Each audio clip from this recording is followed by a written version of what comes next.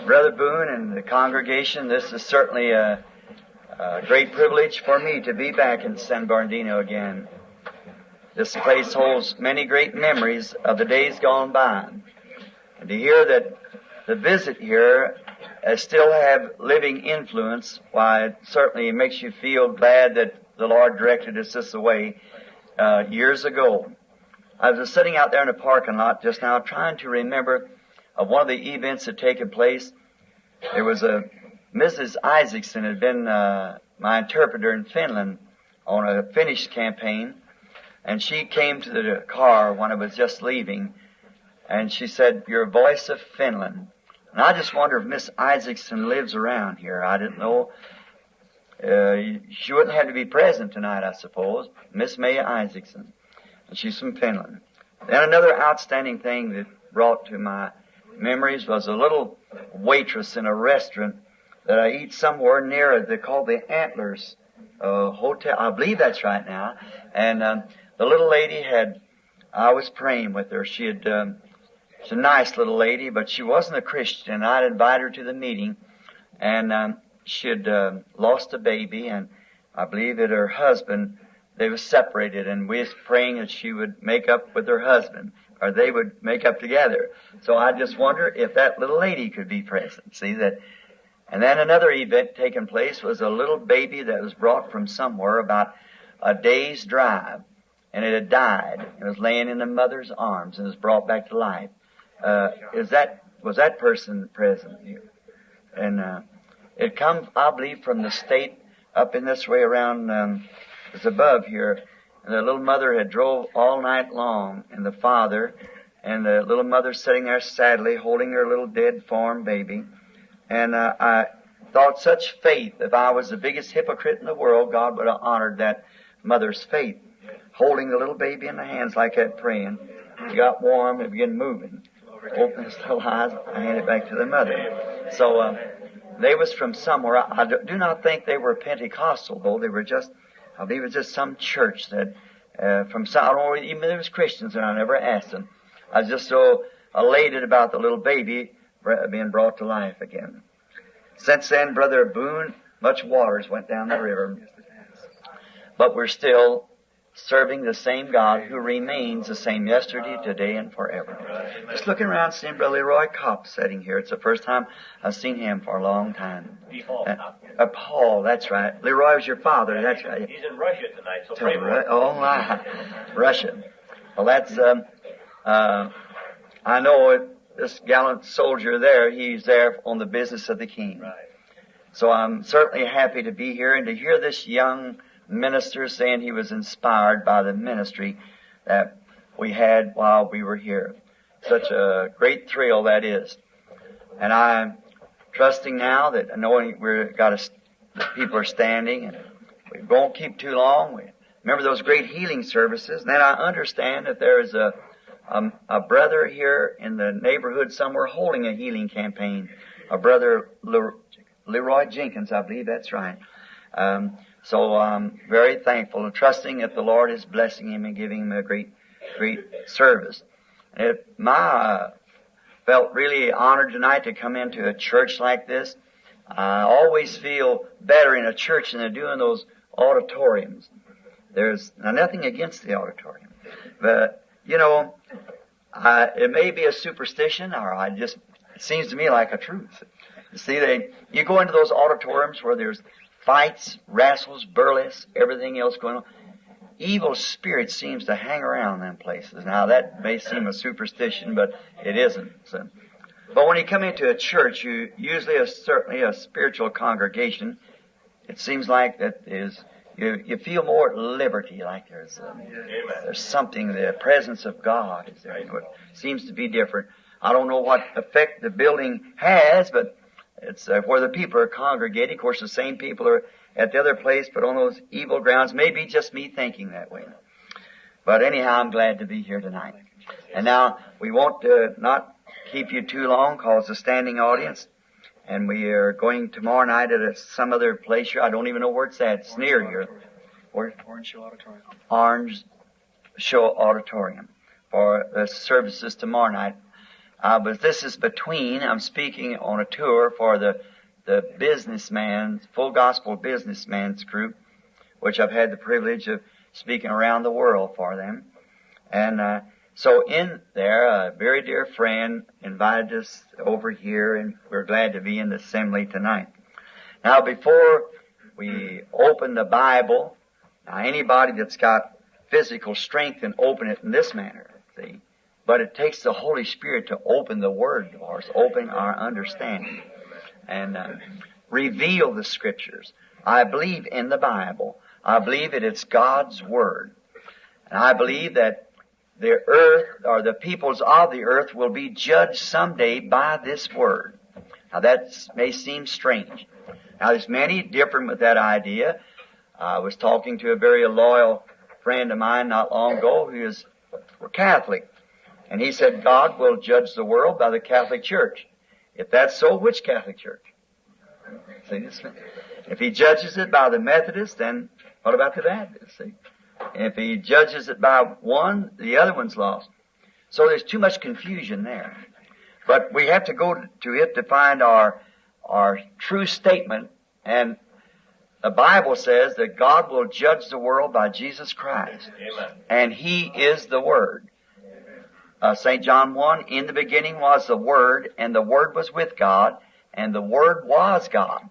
And the Word was made flesh and dwelt among us.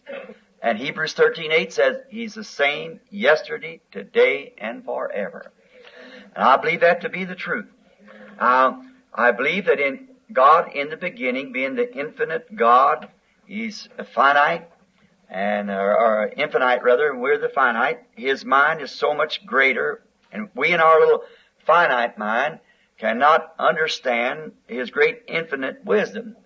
But therefore, when He speaks anything, it may seem very strange to us to hear Him say a certain thing in the Scripture. But it's got to happen. I believe that His words will never pass away. Therefore, I believe that God, knowing that we in our little finite mind could not interpret His great mind, He interprets His own Word. He doesn't need any interpreter.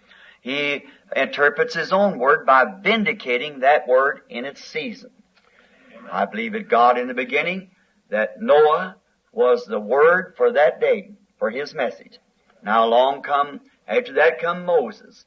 Now Moses could not have taken Noah's Word. He could not build a ship and float them out of Egypt down the Nile River or to the Promised Land or so forth. His message didn't work in Noah's day. That was a part of God's Word that was vindicated to be truth by Moses. Neither could Jesus have had Moses' Word. And the Luther could have not maintained the Word of the Catholic Church. Wesley, he could not maintain Luther's Word. And the Pentecostal, they could not take the Methodist Word. See, the church is growing. Each age, it's allotted in the Scripture here. So God, through the Holy Spirit, reveals His Word by manifesting it and vindicating it Himself, showing that it's His Word being brought to pass in the day that is promised. Jesus said that. He said, if you can't believe me, believe the works that I do, for they testify of who He was. See, if anyone were to know the Scripture, now He comes so oddly, so strange, that the people didn't want to believe Him because He, being a man, was making Himself God. So He was God in form. God was in Christ, reconciled the world to Himself. And no man can do these works without God be with him. As we know Nicodemus said that the Sanhedrin believed that. Now, we know that Word, if they would have known the Word, he said, if you'd have known Moses, you'd have known me, because Moses wrote of me. And if they look back in the Scripture and see what the Messiah was supposed to do, then they'd have known Him by the vindication that God, through Christ, was reconciling the world to Himself and bringing to pass all the promises that was of the Messiah that He was to do. Jesus bore record of that Word, making that Word live for that day. And I believe that's the same thing we live in today. God bearing record of His Word by vindicating what He said He would do. Now, we know that this is a day of salvation, where God is calling man from the world, from a life of sin, to a life of service, And in the day that God has poured out His Spirit from on high, great signs and wonders are to accompany the ministry of this day. This is when the former and latter rain are falling together. And we know that there's supposed to be great signs and wonders, which in many great denominations, this is turned down. But I'm very thankful for these open doors that I've had to go into and the inspiration it's given to a young man like your pastor here that's caused them as I'm beginning to get old and know that my days are numbered and know now that these young men can take this message and sweep it on to the coming of the Lord if He doesn't come and my generation, which I'm hoping to see Him. I'll look daily for Him and watch, keeping myself prepared for that hour. Now, let us speak to the author before we read his book as we bow our heads. Heavenly Father, we are grateful to Thee to be alive tonight, to return back to this great city, sitting here in this panoramic here of the mountains, looking up and seeing the snow and the orange blossoms blooming at the same time. What a magnificent world You give us to live in, and how that we see that man has disturbed and acted in this world. It makes us ashamed of ourselves, Father. We are here tonight to try to put forth our efforts to try to cause man to see this great thing that God has done and know that there's something greater just beyond. May we look to that tonight, Father, as we turn into Your Word and read it. We can read it, Father, but let the Holy Spirit reveal it to us through the revelation, for we asked it in Jesus' name. Amen. Now, you that like to perhaps take notes and to read the Scripture with the minister as usually they read it. And it used to be when years ago, I didn't have to write down my Scriptures and so forth, but I got a little older since then. See, I just passed 25 just recently. 25 years ago, so it's makes it a little bad. But I'm still trying to hold on to everything that I know to do in His Word until He calls me. Now let us turn to St. John, the 14th chapter, very familiar Scripture that we want to read tonight to draw from this context, the Lord willing. Nearly all knows this. It seems to be, many times it's used in funeral services. If there ever was a time that I'd like to preach a funeral service, it'd be to this world. Let it die and be born again. St. John 14, 1 through 7. I believe I have marked down here. Let not your hearts be troubled. If you believed in God, believe also in me. In my Father's house is many mansions. If it were not so, I would have told you. I go and prepare a place for you. And if I go and prepare a place for you, I will come again and receive you unto myself, that where I am, there you may be also. Where I go you know, and the way you know. Thomas saith unto Him, Lord, we know where Thou goest, and how can we know the way? Jesus said unto him, I am the way, the truth, and the life. No man cometh unto the Father but by me. If you had known me, you should have known my Father also, and from henceforth you know Him and have seen Him. Now, may the Lord add His blessings to the reading of His Word, and we won't refer to it again.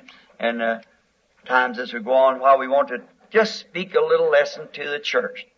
Last evening, I was in Yuma, Arizona, or my home now. When I was here before, I lived in Jeffersonville, Indiana. Now I've been in Arizona by a vision sending me there a few years ago. And we resident there now. I don't have any church there. Brother Green, our brother here with us, has established a tabernacle where one of the Assemblies of God, a church, downtown assemblies, they emerged, and I think they all went in with Brother Brock and with Brother Gilmore, left this church open, and Brother Perry Green from Texas moved in and took the place which is associated with us. We're glad to know that Brother Green has reopened this church that was closed. And last night, speaking over in Yuma for the Christian businessman, I spoke on the subject of the rapture. Now that might have been a strange subject to speak at a banquet, but most everyone there was Christians.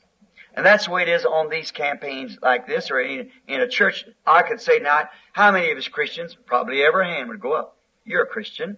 And so, if we're Christians, I think we ought to be kindly notified ahead. We don't have to just guess at it. We're notified what our destination will be. And I want to speak on that tonight. And the subject is going to be things that are to be. And now, speaking last night on the rapture, so tonight I want to speak on this subject that I might tie it together with last night's message. Now, there is going to be a rapture, we know that. That's in the future to be. Now, Jesus here is speaking about, he's gone ahead to prepare a place for us.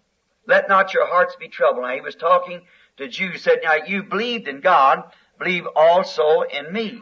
As you have believed in God, believe in me because I am the Son of God. See? And God, in other words, I and my Father are one. My Father is dwelling in me, and what you see I'm doing, it's not me, it's my Father that dwelleth in me. He doeth the works. God was in Christ reconciling the world to Himself.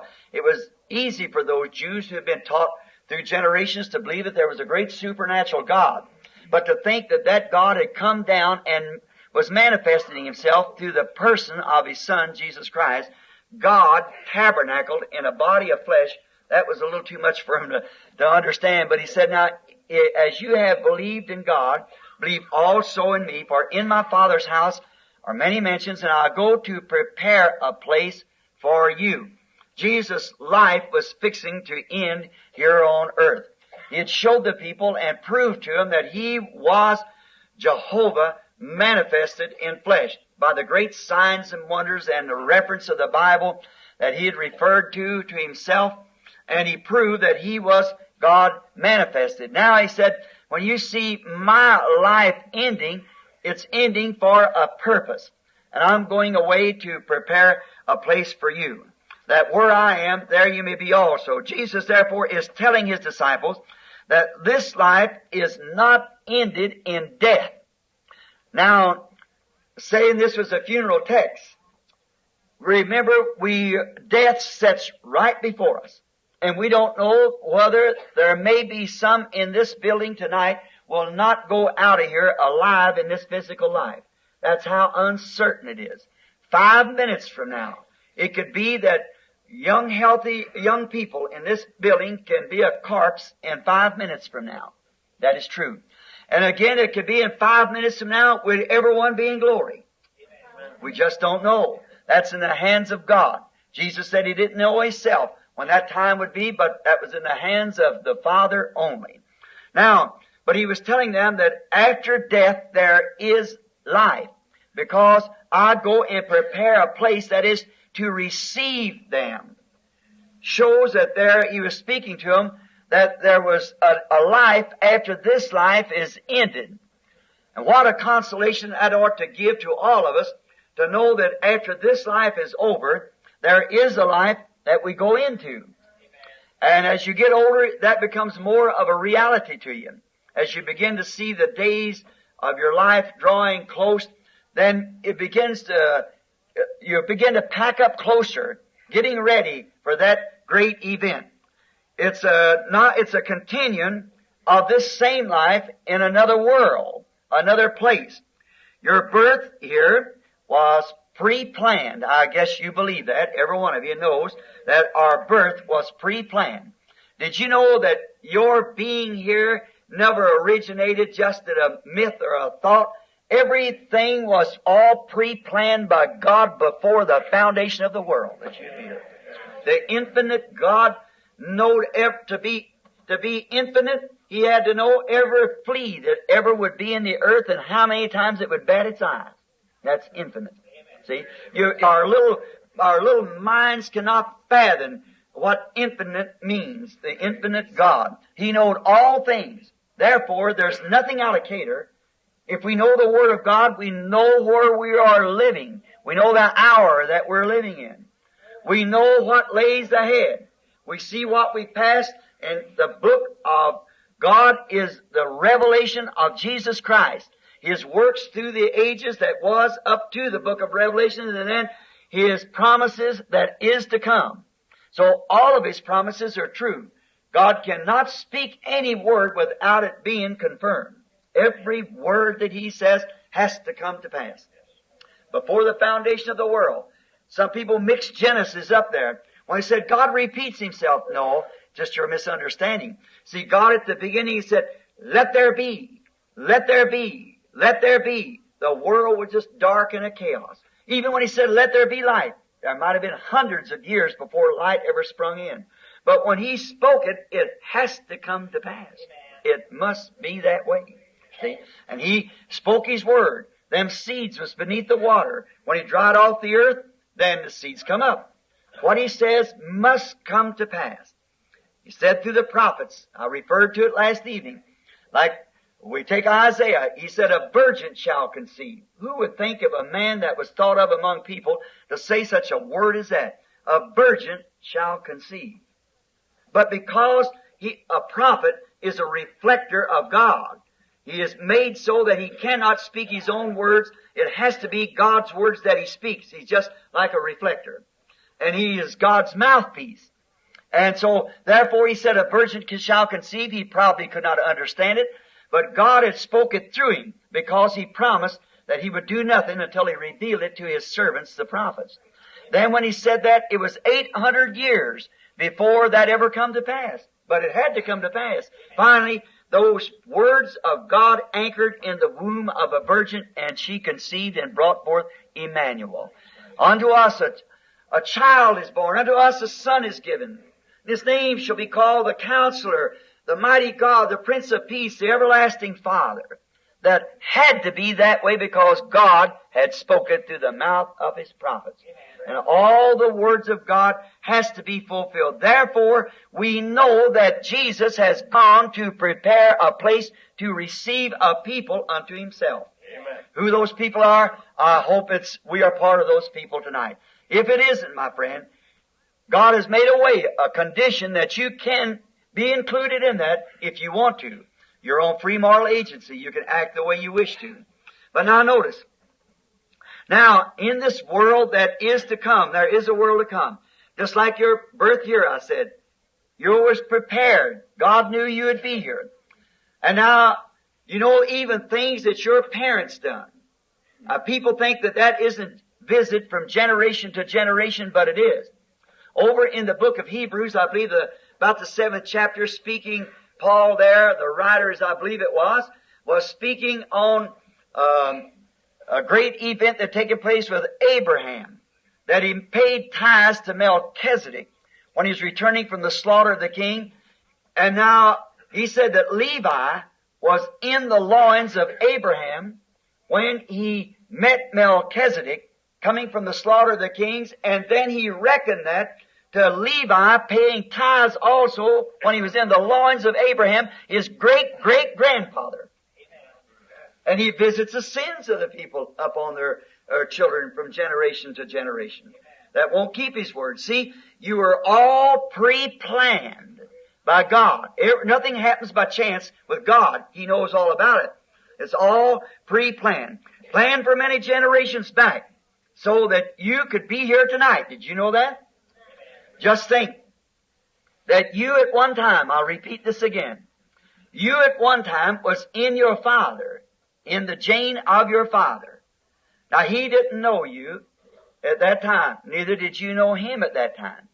But you see, then you were put in the bedding ground and the womb of mother through holy wedlock, and then you become a person expressed in the image like your father. Then there's fellowship.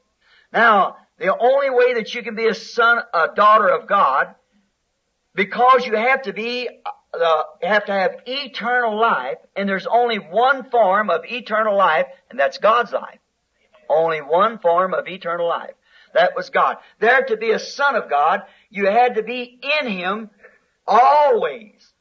The gene of your life, spiritual life tonight, was in God the Father before there was even a molecule.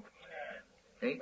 And you are nothing but the manifestation of the gene of life that was in God as a Son of God. Now you're expressed after His Word has come in you to light up this age.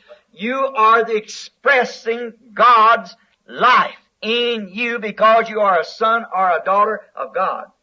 Therefore, you get what I mean? See, you are now made. You're sitting in this church tonight because your duty is to express God to this nation and this people and this neighborhood where you associate. Wherever you are, God knew that you would be here because you have to be one of His genes or His attributes. You had to be. If you've got eternal life, then it always was eternal life. And God, before there was a foundation of the world, knew that you would be here. And when the Word, the water, the washing of the water, the Word fell upon you, it was expressed in a being. Now you have fellowship with your Father God, just as you have with your earthly father. See? You are citizens of the King, not citizens, but you are children, sons and daughters of the living God. If it be that the eternal life dwells in you. Now, then if it was, Jesus was the fullness of God manifested. He was the fullness of the Godhead bodily. Therefore, when He came to the earth and was manifested in flesh, you were here in Him then because He was the Word. In the beginning was the Word was with God, and the Word was God, and the Word was made flesh and dwelt among us. The Word was made flesh. Therefore, you walked with Him when you were in Him when He was on earth. You suffered with Him, and you died with Him. You was buried with Him, and now you're risen with Him. And manifested attributes of God sitting in heavenly places, already raised, resurrected to new life, and sitting in heavenly places in Christ Jesus. Oh, that means so much nowadays, church. That means so much to us to see ourselves positionally placed in Jesus Christ. Now, if we are those attributes of God, we cannot live by creeds. We cannot live by denominationalism. We must live by the Word because the bride is a part of the bridegroom like any wife is a part of her husband. Therefore, we must be that Word bride. Amen. And what is that Word bride? The manifestation of this hour. The bride. Not a creed or a denomination, but a living article of God. That's right. A living attribute of God displaying to the world the attributes of God in the formation of the bride that's to be expressed in this hour that we're now living. Martin Luther could not express the attributes that we express because that was in the beginning, the resurrection, like the corn of wheat that went into the earth. I will quote this again. You probably read the book, that German making fun of me and said I was a fanatic of all the fanatics. He was absolutely against everything that's called God and even made fun of God. Said a God that could open the Red Sea and said take His people out and sit with His hands across His tummy and let through the dark ages all those people die and suffer and those little children be eaten by lions.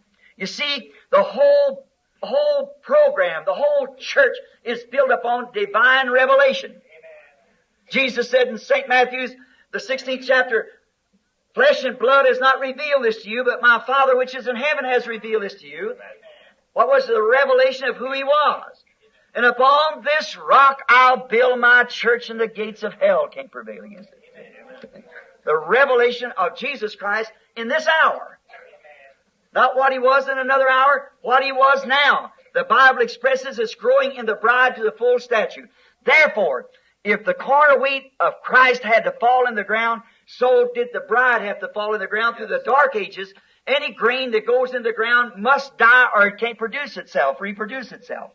And the great church that He established on the day of Pentecost by the sending of the Holy Ghost had to suffer martyrdom and go into the dirt, into the earth in the dark age to bring forth again in the age of Luther and come on out to the full statue of the bride of Jesus Christ for this last day. See, there's no way. Therefore, the bride in the rapture will come forth, and there is all pre-planned by God. All backed up from the beginning. He knew every man, every place, who would sit, all about it. It's all pre-planned. God knew it would be here.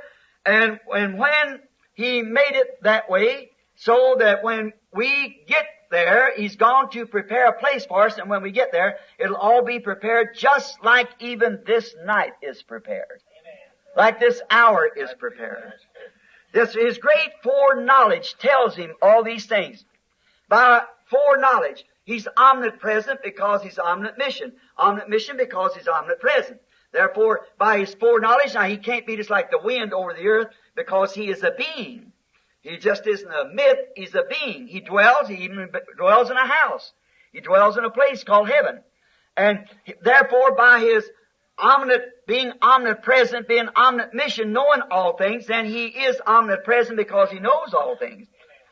You grew from your birth when you was born and presented into this world. God knew that you were going to be here in this earth, and you growed from birth to maturity. Things that seem so strange to you in your young womanhood, young boyhood, as children, now seems very real. You couldn't understand it when you was a child. But now as you become adult, you begin to understand and find out that everything was just set just right. And it really means something to you now. So is it in your spiritual birth.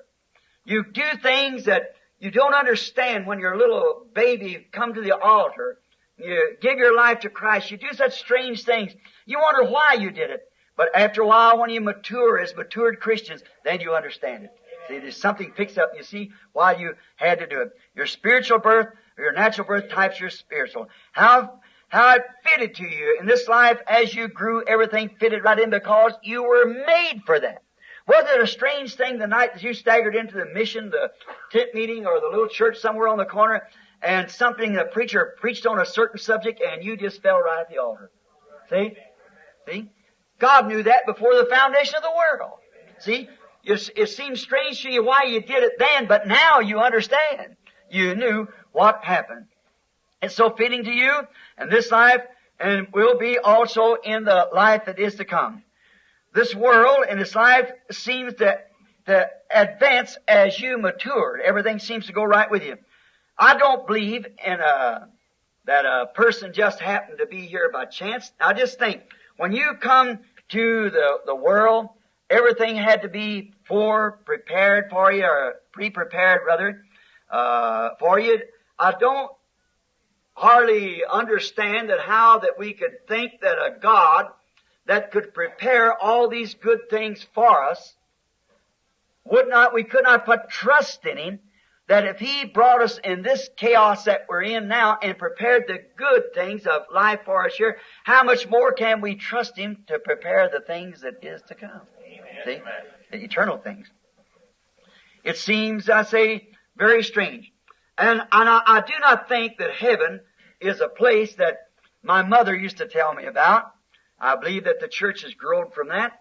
To think that used to be 100 years ago or two, I think the old-timers used to think that everyone that died went up to heaven and had a harp and sat up there on the clouds and played a harp. Now they know that there was a place called heaven, but if that be so, all the musicians that have it on us, you see. But it isn't that kind of a place. It isn't playing harps at all. I don't believe the Bible teaches that. But that was a conception that they had before the fullness of the Word come into existence, or the opening of the seven seals that's promised to us in this age. That we then understand. I believe that heaven is a real place just the same as this is a real place. See? For God started us in our spiritual growth in this place, and I believe that heaven is a place just as real as this, where we don't sit up there for eternity and just sit there on a cloud. We don't just strum a harp for all from here ever, but we're going to a real place. Amen.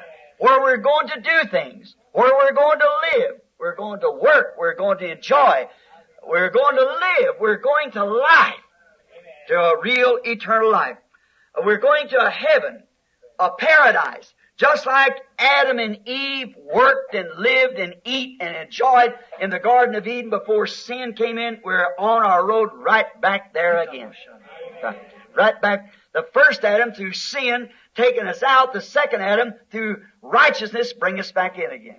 Justifies us and brings us back in. You people that take the tapes now on the message of justification, I want you, if you take it, and you do take the tapes, I want you to get that. I spoke on it here some time ago. Look how your earthly parent, before you come here, before they knew you was coming, made ready for your coming. Just think of that now. Your earthly parents, which an earthly parent is only a type of a heavenly parent. If we know how to give good gifts to our children, how much more does your heavenly Father know how to give good gifts to His children? Jesus spoke these words. See, they made ready your coming. They made a little crib or got some little booties and little clothes and so forth. They made ready everything for you to arrive, prepared before you even come on the earth. Jesus has gone to make ready our coming there. Now, notice, in my Father's house is many mansions. Or I don't mean to add to the word or take from it, because we're not to do that. Revelations 22 said, whoever will add a word or take a word out of it. But let me just make this as not an additive, but just to bring out a point. In my Father's house is many kinds of mansions. I don't believe that when we get to heaven that we will be just everybody look just exactly alike. I don't believe it at all will be blondes or brunettes or little or all big or all giants. I believe that God is a God of variety. The world proves that. He's got big mountains and little mountains. He's got plains. He's got deserts. He's got different things because He made it the way He wanted it. And He made the seasons, summer, winter, spring, autumn. He made the seasons. It shows He's a God of variety. He made you in a variety. Some men are real blusterous and some are real dogmatic and others are fine and others are kind. And you just find all different kinds of people. And in His kingdom, see, look at St. Peter and judge him by Andrew. See, Andrew is that prayer warrior, just stayed on his knees all the time. And the Apostle Peter was one of those firebrands that preached and so forth. And Paul was more scholarly more of the like the prophet or something, and sat back and see, Moses wrote the first 4 books of the Old, which he wrote the Old Testament. The rest of it was the laws and kings and psalms and so forth, and what someone wrote of the prophets. But Moses wrote the laws, the first 4 books of the Bible, Genesis, Exodus, Leviticus, and Deuteronomy. And then Paul wrote the New Testament. That's true. Matthew, Mark, Luke, and John wrote the acts of what taken place and so forth. But Paul separated law and grace and put it into its place. See? He was the writer of the New Testament. He gave us the writings of the New Testament, setting the Word of God in order. Now, notice, many mansions, many kinds of mansions, like many kinds of hills, like many kinds of rivers, springs, lakes. They were here when you come here first because the kindness of your Heavenly Father placed them here because some man likes mountains. Some people likes waters. Some likes deserts. So you see, your coming, He knew your nature and what you would be, so He made it just the way that you could enjoy it. Oh, I think that's a wonderful Father, see. Know that He made it like this. I'm glad He made mountains. I like the mountains. I like that. Where the others say, I can't stand all He must have emptied His mortar box out there. Well, He emptied it out so I could enjoy it, you see. So then I like the plains where I can see a long ways. Well, the 2 different natures, both of us Christians. But the Father knew that you would be here and prepared everything for you before you got here. Amen. Your first coming here, He had it ready for you when you got here. Isn't that marvelous? To think of what He done. Now, but remember, these are only temporal gifts in type. Now, we know that Moses, in building the tabernacle in the wilderness or preparing it, he said he made all things after the order of what he saw in heaven. See, so the earthly things only express what the eternal things are. And if this earth that we live in today, being so great as we love it, and love to live and breathe the air and see the flowers and things, if this here is the expression one that's dying is only expressing one that's eternal. When you see a tree struggling, pulling, trying to live, that means there's a tree somewhere that doesn't have to do that. When you see a man here struggling to live, somebody in a hospital or on a sick bed or in an accident, struggling and the death rattles in their throat and pulling and crying and screaming for life. What does that mean? There's a place somewhere, there's a body that doesn't struggle and scream for that. See? It just doesn't do it. Now, they are temporal gifts to us, these things, only expressing that there is one where it's an eternal one. That's what Jesus has gone away to prepare, the eternal one for us. Now, they only express there's a greater of the same kind, because these are a same kind. I remember the Bible said, if this earthly tabernacle of our dwelling, if it perish, be dissolved, we have one already waiting. Just as the little baby, its little muscles in the mother are twisting and turning, but just see, and you notice, you can take a woman if she is ever so foul, but when she's become a mother, a little while before that baby's born, there's a kindness about the woman. Get around her. There's always something, she's more tender. Why? There's a little angel spirit waiting to receive that natural body. Just as soon as it's born, the breath of life comes into it, and God breathes it in there, and it becomes a living soul. Now, just as this baby is being formed, then the spiritual body is there to receive it. And now, when this body is dropped here in this earth, like the baby's dropped, also there is a immortal body waiting to receive the spirit back into itself again. Oh, what a great thing. We are now in Christ Jesus. Amen.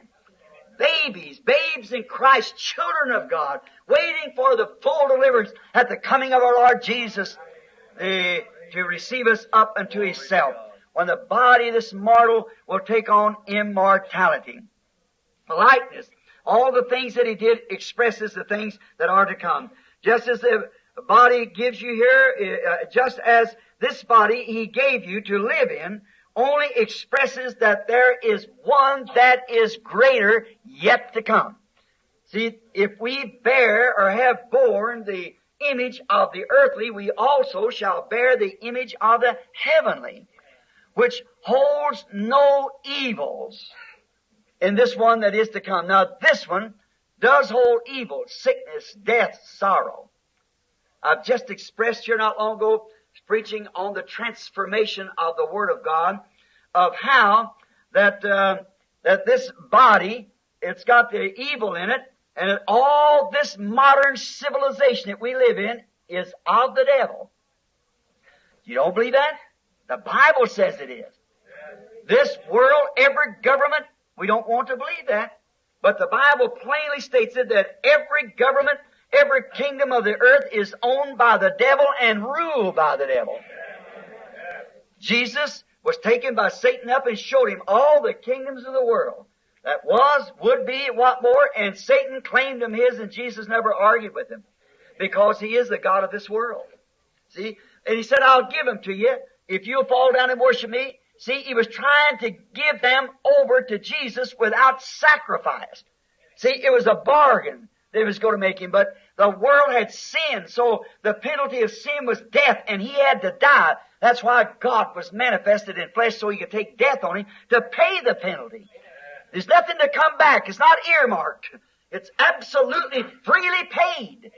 All the debt's paid. It belongs to Him now. And we are delegates of His kingdom, assembled here together tonight in the name of Jesus Christ, our King, sitting in heavenly places. Now, in this world that we live in, this education, I want to prove to you. Education, science, civilization, and all these things that we are seemingly so enjoy today is of Satan and will perish. You say, Brother Branham, civilization? Yes, sir.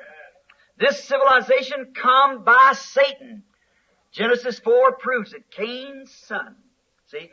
Started their civilization, building cities and organs and so forth. And civilization came by knowledge. Knowledge is what the devil sold Eve in the Garden of Eden to cause her to transgress God's commandment. So there will be a civilization in the world that we're going to, but it won't be this kind of a civilization. For in this civilization we have sickness, sorrow, lust, death, everything in this civilization wrong. But in that civilization there will be none of these things. We won't need science. Science is a perversion of the original anyhow. See? You split a molecule to split an atom to do so and so to blow you up. You take gunpowder, bang this to kill something. You take the car and take gasoline out of the earth and the materials out of the earth to loosen up the fibers so it can blow up and go down the road at 90 miles an hour and kill somebody. See? Oh, so nervous, squeezing, hurry up, we got to push and taking. Oh, see, it's all of the devil. The kingdom of God will not have automobiles, airplanes, or any scientific achievements. No, it won't have any education at all. It'll be an education so supreme to this that this won't even be thought of. See, education, civilization, and all this comes from Satan. Now, do you say, Brother Branham, why do you read then? See, just like what I wear clothes now. In the civilization that was to come, it was first, they didn't need any clothes. They were veiled. They had no reason to wear clothes because they didn't know they were naked. Now you find out that in now, then we know that we are naked. Sin abides here, then we've got to wear clothes. But it wasn't so at the beginning. There was no sin. See? Now the same thing is in the way of civilization. Altogether, we read, we write, we do this, but don't never get adjusted to that. Don't never make that your God, for that is a God of communism. See? It's not of Jesus Christ. Jesus Christ is by faith. Not what you can scientifically prove, but what you believe. I can't scientifically prove you tonight in this building that there is a God, but yet I know He's here, but by my faith vindicates it. Abraham could not scientifically prove to you that he's going to have a baby. That woman heard nearly 100 years old. But his faith confirmed it, see. Didn't need any scientific proof. While the doctor would have said the old man's crazy. Out here saying he's going to have a baby with that woman, him 100 years old and her 90. But you see, God said so it don't take science. It takes faith to believe God's Word, not science. So our schools and things are a blow-up. God never said go forth and make schools or even have Bible schools. Did you know that? He said preach the Word. That's exactly right. Our educational system's taking us farther away from God than anything I know of. That's right. Farther away from God. Not build schools, hospitals, and so forth. That was for the world and for that group. But I ain't got nothing against them. They play their parts. But that still's not that. We build a hospital ever so good and practice with the best medicine we got, and thousands dying it daily. Amen. But oh my, in the kingdom of God, there is no death.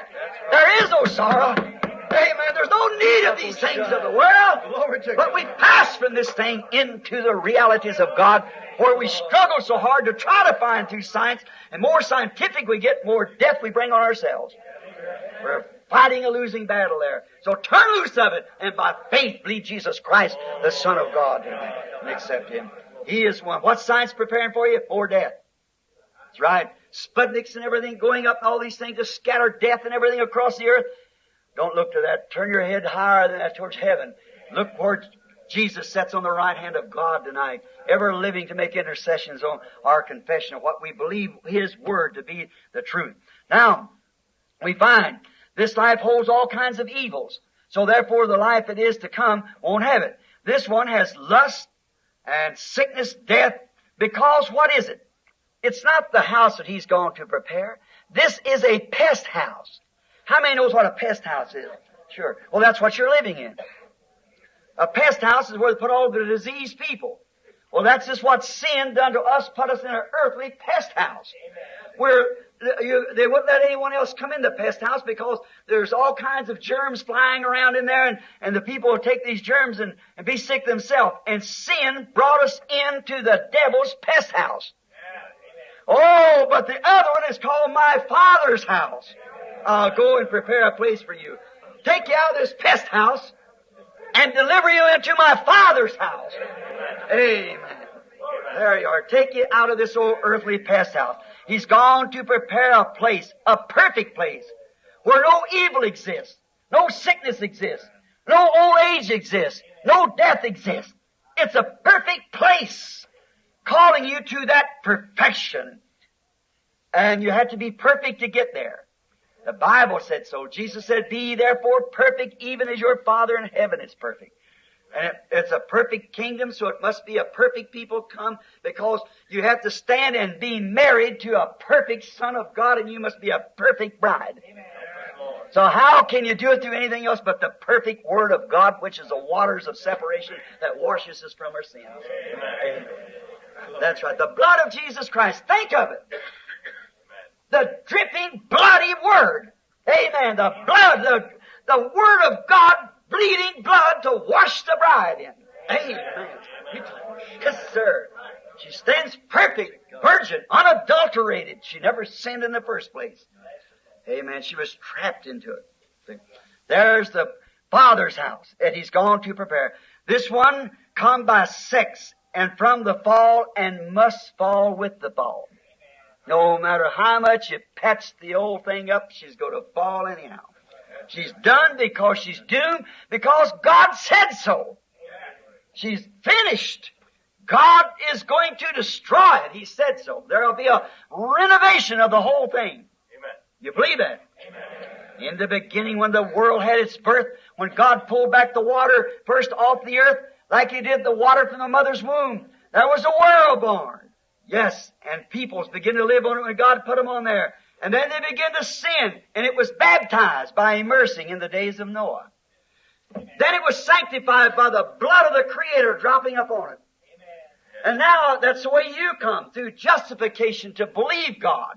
You were baptized unto repentance, or for the remission of your sins. You confessed your sins before God, and He forgave you for it, and you was baptized to show that you had been forgiven, confessing to the people and showing to the world that you believe that Jesus Christ died for you, and He took your place, and now you stand in His place. He become you that you might become Him. Amen. Then the sanctifying power of God cleansed all the habits out of your life. You used to smoke, drink, do things that wasn't right, tell lies, everything. Then the sanctifying power of the blood of Jesus Christ comes into your life. It takes all the things away from you. If you happen to say something's not wrong, quickly say, wait a minute, pardon me, I didn't mean to say it like that. See, the devil got a trap sitting there, but you've got grace to come back if you're a real Christian and say, I was wrong. Yes. So therefore, now the next thing you received was the baptism of the Holy Ghost and fire. Now God, when this millennium is over, God's going to give the world a baptism of fire. It's going to blow the whole thing up. The heavens and earth will be on fire. Peter said so. And the thing will have a baptism of fire, a renovation of the whole thing, and then there will be a new heavens and a new earth. That's when where dwelleth righteousness. That's where we are. We have become from mortal beings, from time beings to eternal beings. When the Word of God lit our souls and we become sons and daughters of God with the attributes, the gene of God in us to be sons and daughters of the Father God in heaven. Crying, Abba, Father, my God, in my Father's house. Now, this whole world must fall because it come through sex and it come through disobedience in the beginning, and we was born here through sex, through the fall, and it must go right back the same way to the fall. But the one He is now preparing for you cannot fall because He is making it so. I've gone, what if we just had to stay in this kind of a body? Aren't you glad there's such a thing as death? Now, isn't that strange? But now say, for instance, a few years ago, I was a little boy. And now I'm a middle-aged man. I've got a friend sitting right there, Mr. Dow. And he's 93 years old. A few days ago. Look at him now. 40 or 45 more years, that would be me. Now put another 40 years on him. Where would you go? I'm glad that there's something to get us out of this pest house. There's an open door and it's called death. Jesus stands in that door. Amen. He'll guide me over the river. He'll take me through that door. There's a great door standing down there called death. And every time your heart beats, you're one beat closer to it. Someday I must come to that door. You must come there. But when I come there, I don't want to be a coward. I don't want to scream and back off. I want to come to that door, wrap myself in the robes of His righteousness. Not mine, His. By this I know that I know Him in the power of His resurrection, that when He calls, I'll come out from among the dead to be with Him out of this pest house. Wherever this body might fall and wherever it might land, whatever it is, I'll come out someday because He promised it to me. And we believe it. Yes, sir, He's making one that cannot fall. Notice how the expecting mother on earth today, how the mother's body craves for certain things. I'm speaking, I guess, to hope to all the adults that will understand. The mother, in the birth of the baby, if there's something lacking in her body, she begins to crave certain things. Look how Dad, I remember we was raised such a poor family. And we didn't have hardly anything to eat when we were kids. Many of you suffered that same thing. So how that when, before the baby is to be born, mother would crave something and Dad would just pinch corners of everything to get it for her. See, it's her body, the calcium and so forth of her body and the vitamins that she needs, you need, is being made up. See, and it craves for things, foods for the coming child. And how the parents, they try to get it so that baby will be born as perfectly and happy as possible. See how your parents will do that? When there's something needed, the mother gives witness of it. See? Her system is made up. You understand? That how that when there's something needed here to the oncoming child, the mother begins to crave for that. Now, stop just a minute. Why do we have revivals? Why do we assemble ourselves together? Why am I always rebuking the people? Why am I calling you Pentecostal women quit wearing paints, makeup, and bobbing your hair and stuff like that? Why am I saying that? Because the old-fashioned way of Pentecost used to not do that. The real Bible way is not to do that. You're wearing these shorts and clothes that pertains to man. Amen. Do you know the Bible says that that's an abomination to God? But we permit it. Why does the Holy Spirit keep crying out? It knows there's something lacking there. We must be in the full stature of Jesus Christ. We must be sons and daughters of God. We must act like God's children. Long ago, a little story was told. I noticed one colored brother sitting in the back. In the South, they used to sell slaves. And when they had slaves down there, when slavery was before the Emancipation of the Proclamation, and they would go by and buy them people just like they would a used car dealer. They had a bill of sales and sold them human beings just like they were used cars. You got a bill of sales with them. One time a buyer come by, a broker, and he'd go around these big plantations and buy slaves. And he come to a certain big plantation where they had many slaves, and he wanted to see how many they had, and there's all of them out there working, and they were sad. They were away from home. They was from Africa. They'd brought them over here. The Boers had brought them over and sold them for slaves. And so they were sad. They know they'd never go back home again. They'd live and die in the land.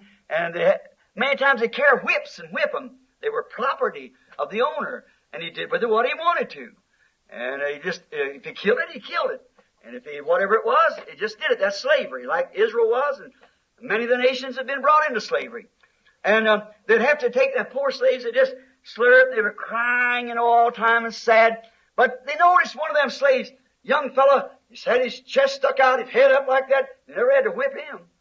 Never had to tell him what to do. So that broker said, I want to buy that slave. He said, he's not for sale. He said, I would like to buy him. He said, no, he's not for sale. Said, is he the boss of the rest of them? Said, no. Said, he's not the boss, he's slave. He said, well, maybe you feed him different than you feed the rest of them. Said, no, they all eat out in a galley together. He said, what makes that boy so much different than the rest of them? He said, here's one thing. I wondered for a while too. But that boy, an alien from Africa, but in Africa, his father is a king of the tribe. And yet he's an alien away from home. He conducts himself as a king's son. He knows that across the land that his father is the king of the tribe. And now he conducts himself because he knows he's the son of a king. Oh, brother, sister, you and I in this world that we live, let's conduct ourselves as sons and daughters of God. We're aliens here, but our behavior ought to be according to the commandments of God, that we are sons and daughters of God. Our behavior, we should act and do and everything according to what the laws God laid down, and it's an abomination for a woman to wear a garment that pertains to a man. It's wrong and sinful for her to cut her hair. The Bible said so. Uncommon thing for her to even pray. You say, what about this? Someone got asked me, a great noted minister not long ago, said, Brother Branham, come on and lay hands on you. Said, you're going to ruin your ministry. I said, what? Said, bawling them people out like that. I said, I'm telling I said, I believe that. I said, I'm a Pentecostal too. I believe that women shouldn't wear short hair, shouldn't wear paints and these things like that, the way they do it, paint their faces up. Said they shouldn't do that, but said God called you to pray for the sick. I said, He called me to preach the gospel. Amen. And he said, I believe in that, but said, you think I said, yes, look what you got, all these big programs, televisions and everything else. I ain't got nothing but God to answer to. Amen. That's right. I said, I don't have nothing but God to answer to. He said, you're going to ruin your ministry. I said, any ministry that the Word of God will ruin ought to be ruined. That's right. Certainly. That's exactly. He said, well, you're going to ruin it. I said, who's going to tell it then? Somebody's got to say it. Somebody's got to stand for that what's truth, no matter what it hurts. And friends, as Christians, as people that believe we're going to heaven, the Holy Spirit itself will type us in the Word of God. He said, you know what you ought to do? Said, people believe you to be a prophet. Said, you ought to be teaching these women how to get gifts of prophecy and things like that. And great higher things instead of little things. I said, how am I going to teach them algebra when they won't even learn their ABC? When they won't even do the common thing. The natural thing. How you go to tell them high things when you won't even start from you want to get on top of the ladder before you hit the first, that's the reason you follow. See? Begin at the bottom and climb right on up as God leads you up. See? Cope your life with every bit of the Word that God has ordained for you to do. Now, think how that we should behave ourselves and act like Christians. Our conduct should be like Christians because we are aliens here. This is not our home. No, we were just put here temporarily. We've got to go, every one of us now. Now think, if God, in His mercy, has the mother, before the little baby's born, it's a craving for some vitamin, and the mother's word speaks forth, Dad, I want cantaloupe or watermelon, I want something other. It's he'll do everything he can to get that because he knows that he wants his child born as perfect as it can be. See? And he'll do everything that he's able to do to get it. How much more abler is he to get it? He's a creator. Now think how able he is to prepare us a body to live like his own glorious body. If we want to live, there's something in us calls to live. And there's something in us that calls to do right. Then God will call somebody on the platform or the pulpit that will preach the absolute truth. Amen. Why? See, it shows you that if you're a real child of God, you'll be in a crowd. God, take it away from me. Circumcise me from this. Take these things away from me. Why? It's needed for your heavenly home that you're going to, where He's gone to prepare. You've got to be a real Word bride of Christ. I was preaching a few nights ago on the sacrifice. In the days of the atonement, I was preaching on the only place that God, the only church that God will meet a man in, and that's in, he said, the place that He put His name. He said, I won't meet them in any other place but the place, the gate that I put my name in. Now, He won't meet you in the Methodist gate, Baptist gate, or Pentecostal gate, or any of them, but He put His name in His Son. Amen.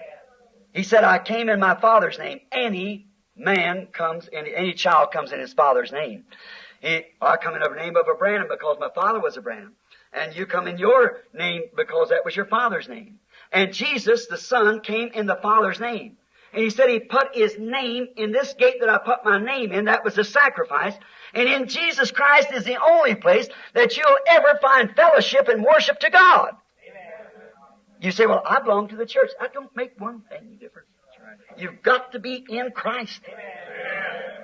A certain denominational minister the night said to me, he said, Mr. Branham, look here. Jesus said, whosoever believeth.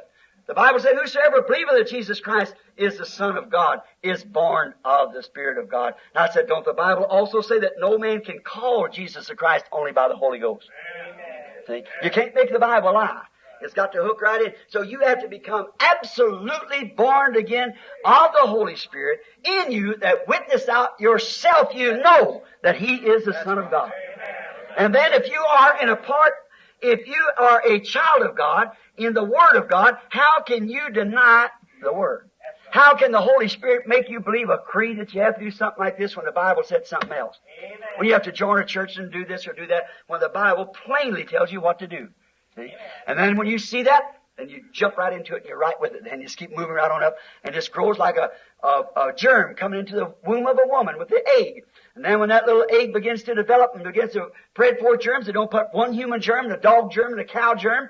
It puts all human germs. And when a child of God, when that predestinated, that's a bad word to use, but God uses God's Bible.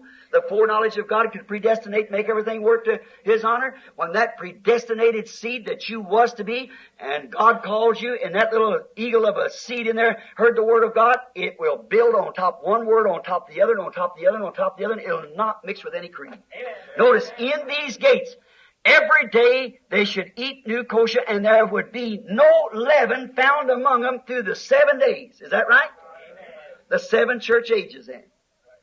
No unleavened, no creed, no nothing added. It has to be absolutely unleavened bread. No leaven shall be found among you at all. Just the leaven, the Word itself. That's the only, that Word is God, and God was made flesh in the person of Jesus Christ, which that is the gate.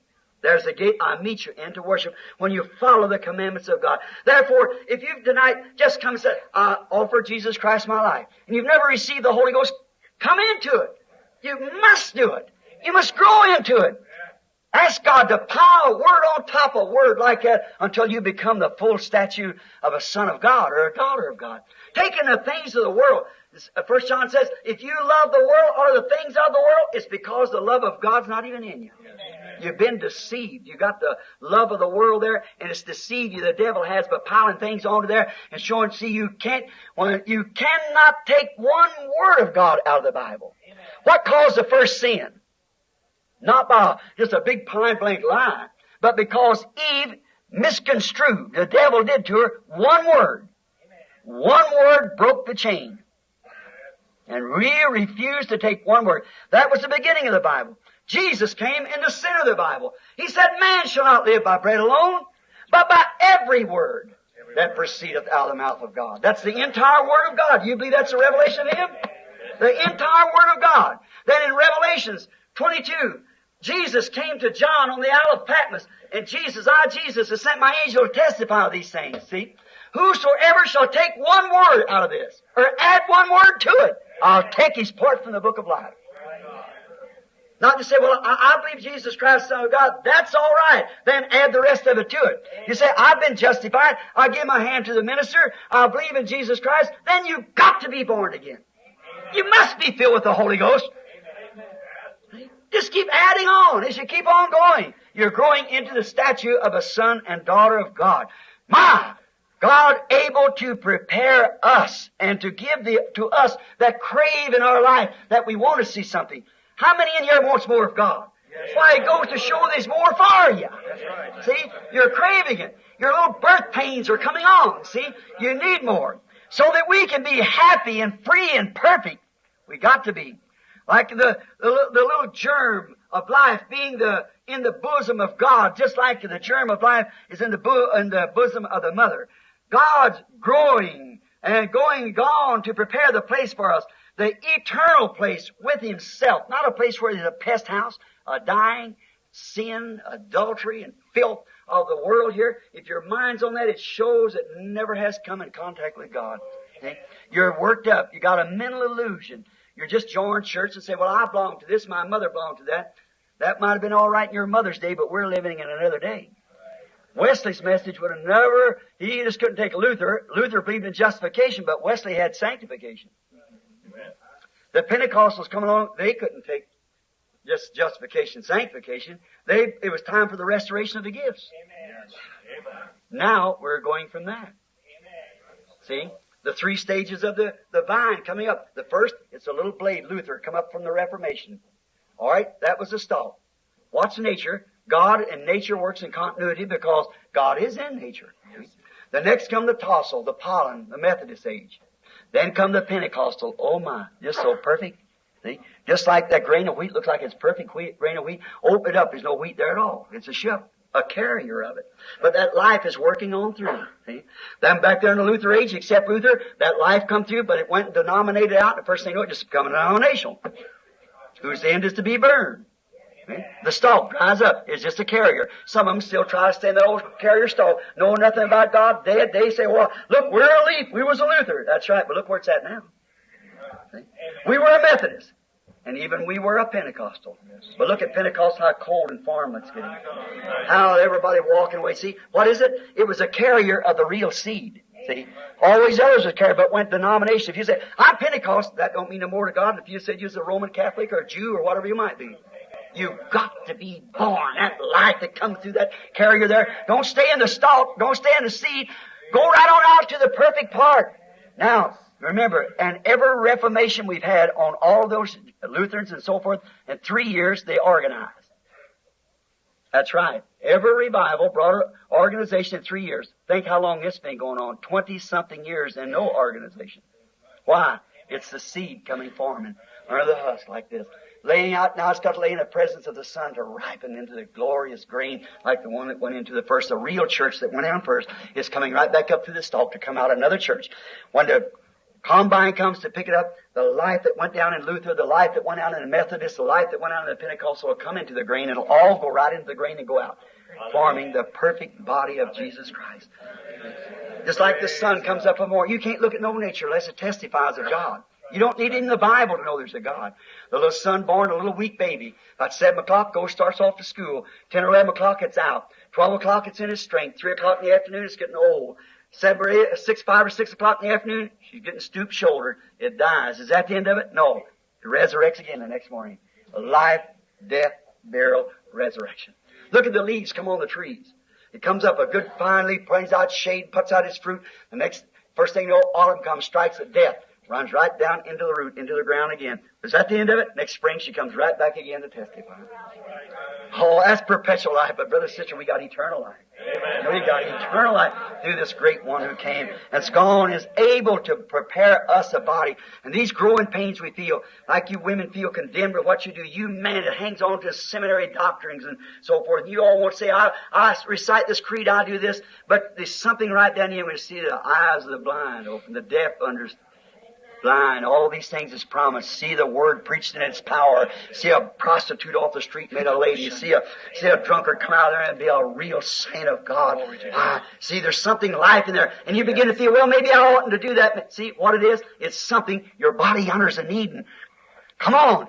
God's got the vitamins right in here for every bit of that body. Jesus is going to prepare the place in the bosom of God. Yes, sir. A little germ. Son of God, little son or daughter of God. Jesus only asked for one thing in His prayer to the Father. You know what that was? One thing after all of His sacrifice that He did here on earth, the life that He lived, the path that He walked, He asked for one thing. That where I am, they may be also. He asked for our fellowship. That's the only thing He asked the Father in the prayer. Your companionship forever. If you want to read this in St. John 17 and 24th verse, then how much should we desire Him? If He desires, now listen, if you really are born of the Spirit of God, that means everything to you. See, it ain't some book of rules. You don't live by any laws and so forth. You live by the grace of God, the Spirit of God. I've often said this as a missionary. I'd be going overseas. What if I brought my wife in, my children? Now, look here, children. Listen here, Miss Branham. I am your husband. I shall not have any other husbands while I'm gone. If you do, I'll skin you when I get back home. Stomp my foot. Children, you hear what I say? Yeah, yes, Papa. Yes, Papa. You let me hear of one transgression, see? Wouldn't that be a home? Now, what she say? Now, are you through, sir? Now, I want to tell you something. Mr. Branham! I am your lawful wedded wife. Thou shalt not have any other girlfriends while you're gone either. Now, wouldn't that be a home? That would be something. We don't do that. I love her and she loves me. When she knows I'm going, she knows I don't go unless the Lord calls me to go. We get down on the floor and get the children around and we pray. I said, dear God, take care of my little companion, my children. They say, God, take care of Daddy while we're gone, while he's gone. And then when we go over, now what if I did do something wrong over there? What if I did transgress? Do something wrong? And I come back and went to that poor little wife of mine, stood there and looked at her face wrinkling and her hair turning gray. I walked up and said, honey, I want to tell you something. You know I love you. Sure, Bill, I know you love me. I tell you what I done. I took some girl home. I said, will you forgive me for it? I believe she would. I really do. But would I do that? When I look, stand there and see them hair's turning gray, and know she stood between me and the public, and I know what a real wife she's been, could I do that? I'd rather die than hurt her. I would. And if that in filial love to my wife, how much greater is my agapo love to God? Amen. Oh, I wouldn't do nothing to hurt him, certainly not. I love him. I want to do everything that he wants me to do. I want to cope with every word that he said. No matter what the world says, they ain't going to believe it anyhow. I want to know what he said for me to do. And if I like something, I want him to give it to me. And live for him, keeping ourselves from the world. This old earthly body here's got to, let me tell you, this earthly body that you think so much of, that you pattern after Hollywood, you're so close to it, it won't be there much longer. You remember, you've heard the prophecy, see, that the Lord gave me, it's going under somehow. Yes, sir. Notice it will. You just watch. Now, he's never told me nothing wrong yet. I'll take that to anybody that wants to say. I don't know when or where, but she's done. Judgment hangs over it. There's no redemption for it. It's past. Now, notice this. Live for him, keeping ourselves from the world. Now, look, you look on television, some of you sisters, and you go down here and you young women, you're young, I know that, but you're Christians. See, you're different. You don't want to be like the world. You love the world. Not only you young ones, some of you older ones. See? Well, what does that? See, you watch television, you go down to the store, you see these little old clothes that women wear that's ungodly. Do you know what's going to happen at the day of judgment? You might be just as virtuous to your husband as you can be, but in the day of judgment, you're going to have to answer for committing adultery. Jesus said, whosoever looketh upon a woman to lust after her has committed adultery with her already in his heart. Who's to blame? You. You presented yourself. And shorts and slacks. Some woman said to me not long ago, said, I don't wear shorts, Brother Branham. I thank the Lord for that. I wear slacks. I said, that's worse. That's worse. That's right. You can't even buy a dress hardly for a woman. She said, one woman said, well, you said the truth. You can't buy it. But they still sell goods and have sewing machines. So there's no excuse at all. See, it goes to show, sister, I'm your brother. And I'm a servant to Christ that's got to answer at the judgment bar for what I say here tonight. See? You're going to stand guilty of adultery. Because if the love of God is leaked out of your heart, you still go to church. You might still dance in the Spirit. You might still speak with tongues. And them things are fine. But that's not it yet. Sir, remember the Bible said in the last days there shall come false Christ. Not false Jesuses. They wouldn't stand still for that. But false Christ, false anointed ones. They were absolutely anointed with the Spirit. With the Holy Spirit and still false. See, there's three people of you. The outside is the body. You got five senses that you contact your earthly home with that. The inside is the Spirit. These five senses there. Love and conscience and so forth. You contact. But the inside of that is the soul. Remember, the rain falls on the just and the unjust. The same rain that'll make a grain of wheat grow makes a cuckleberry grow too. See? What is it? At the inside of that seed is a nature. And that nature displays itself. It can stand in the same field, right there with the weed. The weed and the wheat stand together. Rejoice just as much. Its head's down, it's starving for a drink. When the rain comes, the cuckleberry can shout just as loud as the wheat can. But by their fruits you shall know them. See? Christians, I may never see again, it's been years since I've been here, I may never see again, line up with God's Word. Look in the mirror. Like a little boy one time had been out in the country and never seen a mirror. He come to his auntie's house. He started walking up steps. He seen a mirror and he seen a little boy in the mirror. He kept walking up looking. And he'd wave and the little boy would wave. And he kept looking. He never seen himself in a mirror. So when he got close enough, he turned around and said, why, Mama, that's me. How do you look in God's mirror? Does it reflect a daughter or son of God? Is there something that you hear that? Does it make you hate the man that's saying it? Or is there something cool to say, I know that man's right because that's in the Scripture? Then that's a vitamin that's needed for this body that's ordained to be there, a house that other one's going to need when you get there. This house, if we are born earthly. Now remember, we think so much of this body. We put so many clothes on it. We do so many things that unnecessary. Change after change after change and all these things. And it's just, everybody just let somebody start something. You paint your steps red and watch the Joneses paint theirs red. You change from a Chevrolet to a Ford and they just can't stand it. It's matching time. You let a woman come to church, certain kind of hat on, watch all the women get that. Especially the pastor's wife, see. Just watch what happens. Now that is true. That is absolutely true. It's matching time, brother. It ought to be matching time. All them things is for a purpose. I don't care whether my coat matches my trousers. And I have a hard time, my wife or my daughter-in-law or somebody tell me what kind of attire to wear with it. I don't care whether they match. I want my experience to match God's Word. That's the thing, because that's where I aim to live, not down on the corner yonder at the Joneses, but yonder in glory, where Jesus has gone to prepare us a place. Yes, we want that. Yes, sir. Keep from all this old earthly tabernacle here. You know what it is? This body is like an old coat that you wear. A coat that you once wear. But now, you have one so much better, you don't use it anymore. What do? You hang it in a closet. For you've got one better. You've got a better coat. It's more up to date than the one you used to wear that's worn out. What? It is that garment. You are the inside of that. That garment only done what?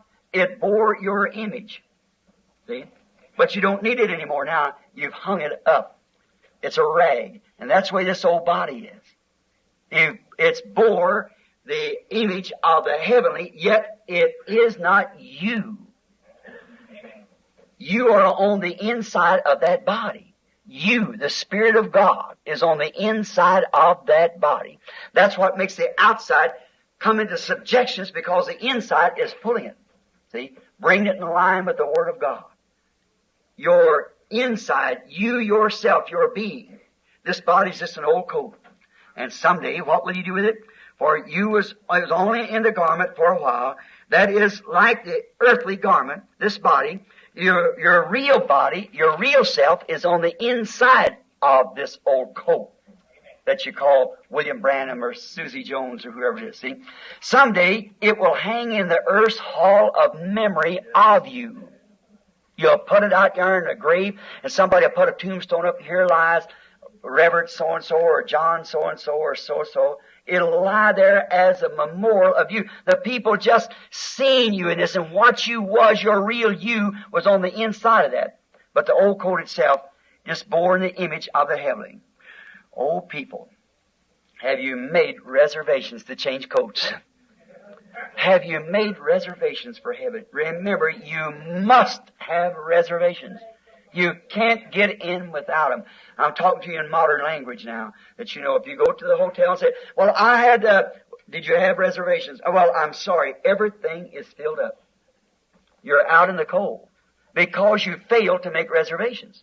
And if you come to the end of your life's journey without reservations, there'll be no one there to meet you. You'll have to step off into a dark eternity where there will be screaming and weeping and wailing and gnashing of teeth. You can't get into the city because you haven't got reservation. You must have them to enter this city where Jesus has gone to prepare a place for you. Remember, you must have the reservations and the garment of salvation on. You cannot. In Matthew, I've got a scripture. I'm watching scripture. Matthew 22, 1 to 14. I haven't time to read it because it's getting too late. I've spoke too long to you. But remember, the king sent forth and made a supper. He killed all these oxes and fixed the fatlings and everything, and had a great supper prepared. And he sent out and he bid many to come. One said, well, you know, after all, I belong to this, and I got this, and I got to go to my farm, and one did many things. And he sent again, and they evilly mistreated them. And finally, that was the Jewish generation Jesus was talking to. They had something else to do. Then finally, he sent in and said, go, just compel them, go into the streets and highways and everywhere, and compel them to come in. And after that, determined that his wedding supper was going to be set. There's going to be guests there. And then he found a man in there without the wedding garment on. He wanted to hold to the old coat.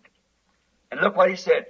Friend, after I have invited you to my wedding supper, and I invited you and gave you an invitation to come, and if you ever was in the Orients, which I preached in there many times, that wedding supper still carried on just the way it was. The bridegroom, he has so many guests that he's going to have. Probably you've watched it there in India. See, they have so many guests that he's going to ask. Say he's going to ask 30 guests. Now the bridegroom has to furnish the robes. He has to furnish them. Therefore, there's a man stands at the door, and you come up with your invitation. He examines your invitation and puts you on a garment, a robe, that some of them are rich and some of them are poor and some of them are different, but they all look alike when they get these robes on. They all look alike. And you have to all be alike. You ain't going to be saying, I'm the Methodist over here, I'm the Presbyterian over here. Oh, no. You ain't going in the first place, see. You've got to come by the door. Jesus said, I am the door to the sheepfold. I'm Pentecostal, I'm this, I'm that. That don't mean one thing. You come by that door. And if you come by that door, you get the robe. And this man, when he said, how did you get in here, friend? See, it showed he come up some other way and come in a window. Come in the back way, but not through the door.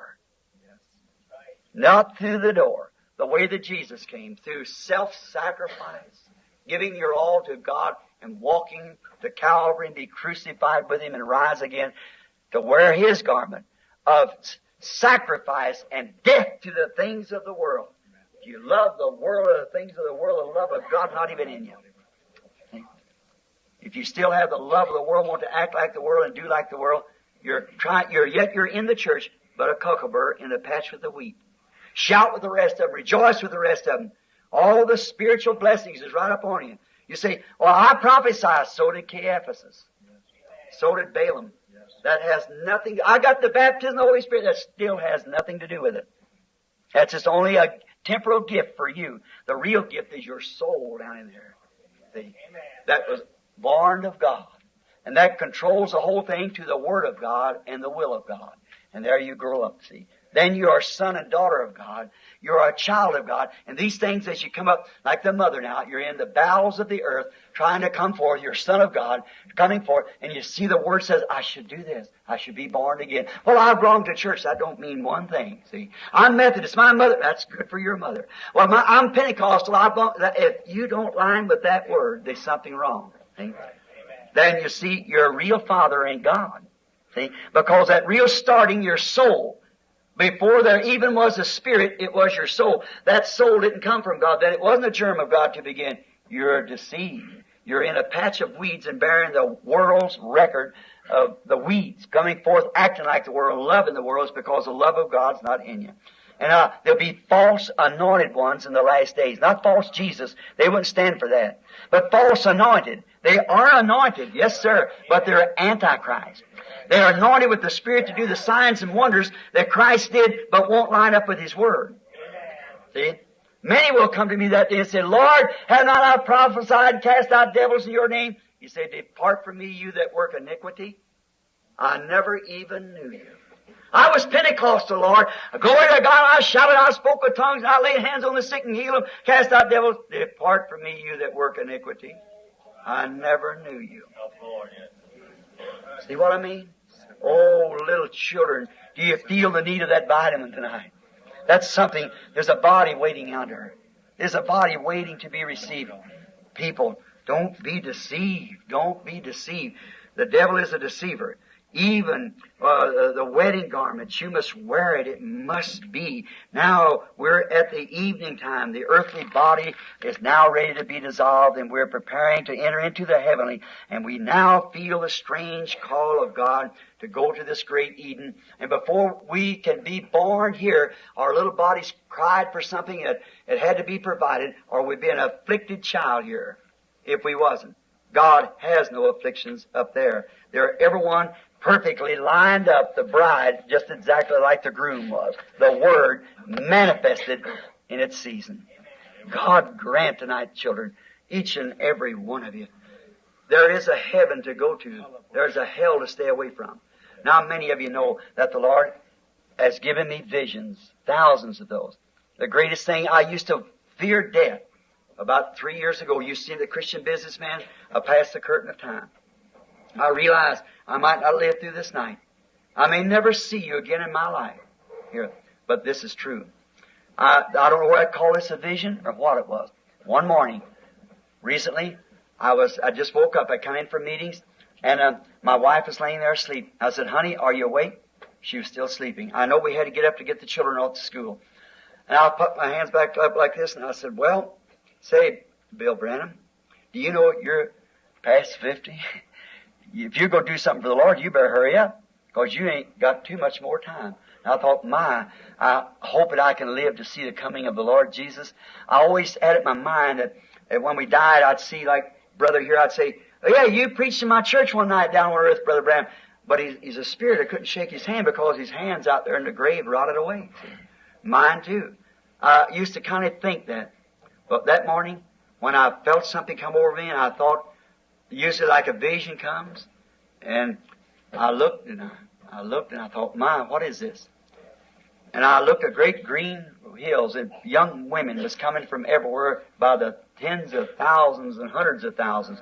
And they were all coming, long hair hanging down their back, white robes on, barefooted, screaming, hollering, our brother. I thought, now this is strange. I turned back around and looked, and there I laid right there, and there was my wife laying there on the bed. And I said, now, you know what? I died. I said, that's what's happened. I've died. And I said, I might have had a heart attack or something. I've died. There lays my body. I was just laying there with my hands back like that. This is stiff. I thought, that's not 20 feet from me. And there I was looking, I thought, there's my wife there. There's everything. There's my shirt hanging there on that bedpost there. And I saw, here I am. I looked around again, and these women were all coming. And I looked coming this way, and there come my brothers. All genuine, all of them looked to be young men. They were screaming, our precious brother. Well, I didn't know what to think. I thought, this is strange. I looked back, and I wasn't an old man. I was young. And I thought, this is a strange thing. I thought, is this a vision? I'd bite my finger, and I thought, no, it ain't the kind of vision I've had. And then there's something began to talk to me up here. And so you've entered in with your people. And I thought, with my people are all these Branhams? He said, they're your converts to Christ. And these women, you know, I've always been considered, they call me woman hater, but I'm not, see. Because I don't like immoral, indecent. I like real, genuine sisters. Right.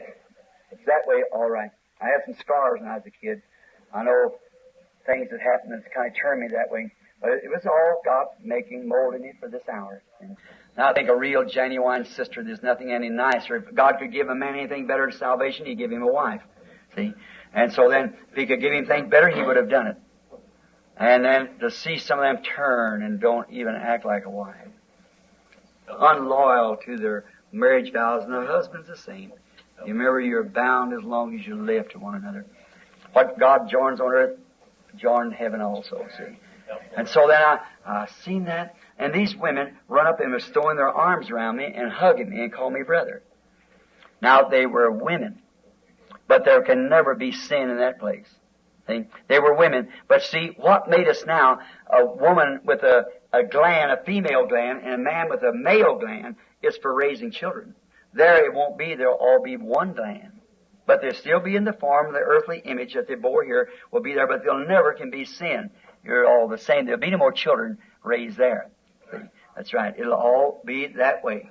And so I looked in these women, and they picked me up, these brothers, set me on photo place. I said, why'd you do this? He said, in earth you was a leader.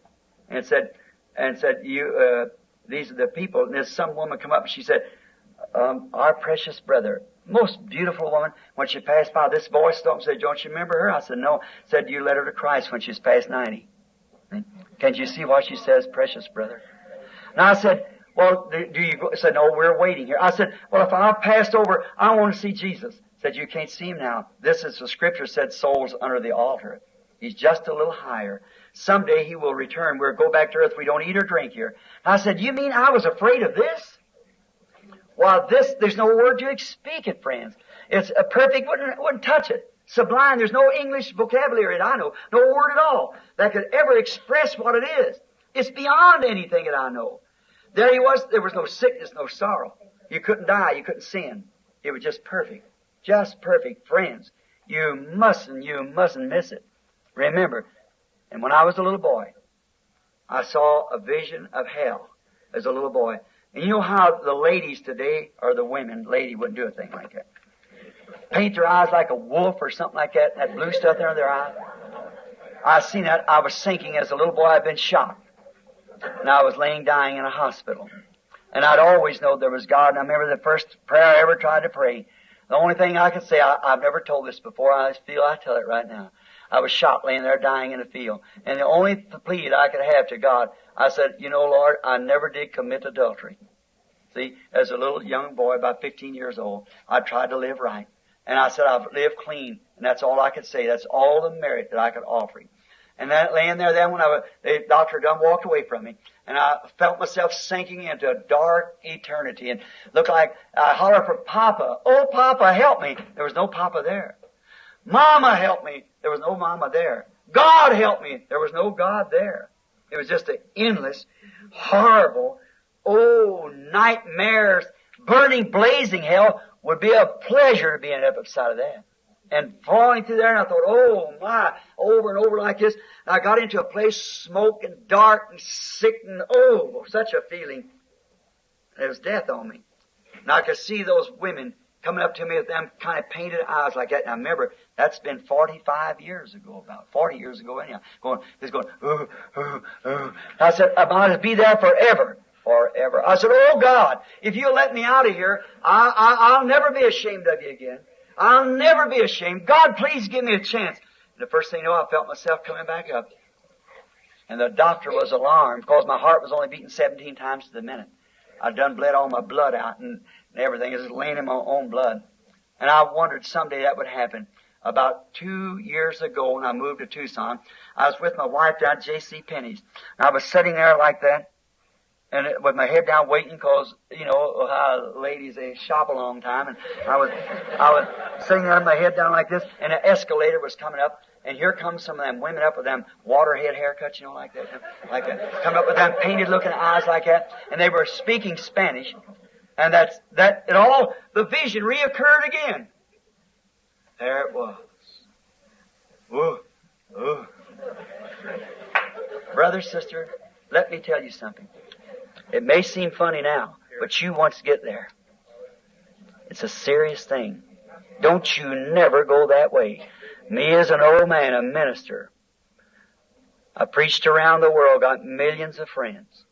But I know I've got to stand with you. Get away from the things of the world.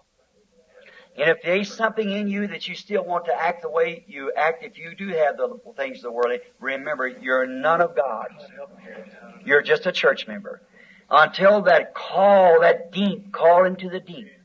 See, like before there was a fin on a fish's back, there had to be a water for him to swim in first. Or he had never had a fin. Before there was a tree to grow in the earth, there had to be an earth or there would have been no tree to grow in it. There would have been no reason for the tree. And to make it close to this, before there is a creation, there has to be a creator.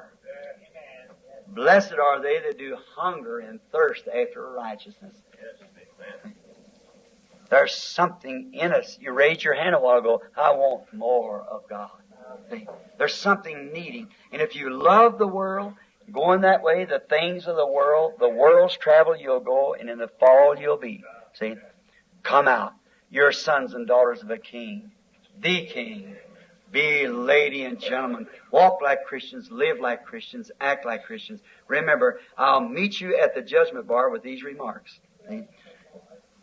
Look in your looking glass tonight and see which way am I headed. Is Jesus preparing a place for me, a body? That body's perfect. That body walks orderly. It's a son or a daughter before God.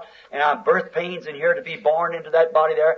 If I still love the world, it shows me that I have no body there. I'm just a church member. I wasn't a germ of God. He is not my Father. He said, if you cannot stand chastisement, that's what you're getting now, then you're bastard children and not the children of God. Isn't that right? Right. Does the Bible say this? Right. If you cannot stand the chastisement of God, when you see the Scripture lining you up, and you say, oh, I don't want to hear that stuff. I'm a Christian. All right, go ahead. It's one sure evidence that you're not a child of God. But a real child of God is hungering and thirsting. Why? If there's something in your heart telling you want it and it needs there, it shows there's something pulsating trying to pull you there. There's a body there that this is a type of here. What are you using this one for? To glorify the devil and the world and fashions and things? Or are you looking towards heaven? And there's something up there. You're glorifying God with your life. In my Father's house are many mansions.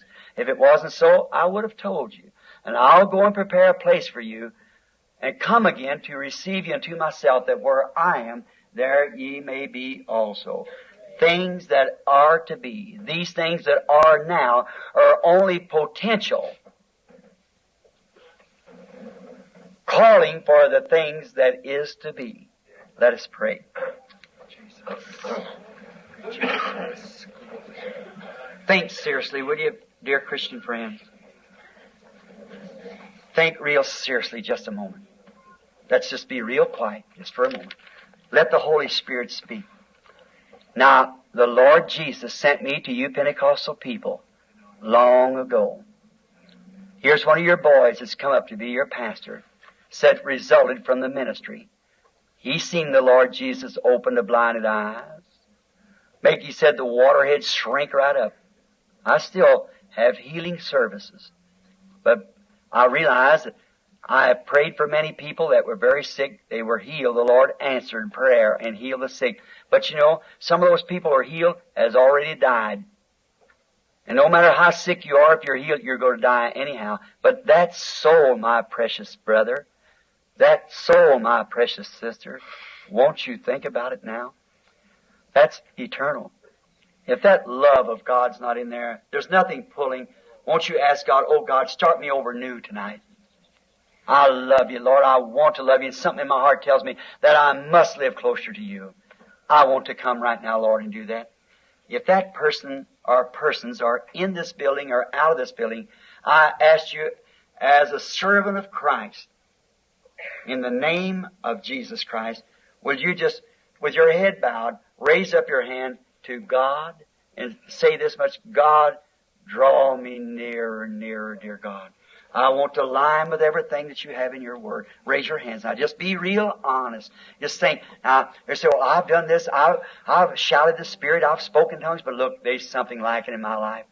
I look in the mirror of God's word. I know there's something. I go to church, but I'm not what I should be. See, that shows that something. Now, if you can look at yourself and see that you're not lined up with God's word, and there's nothing in there that'll cause you to raise your hand, then you know there's something wrong. There's mother, you say you can't get blood from a turnip because there's no blood in it. See? Think of it real seriously. This might be your last opportunity. 30, 40 hands has been up in this little group here. Yes. Even to clergymen.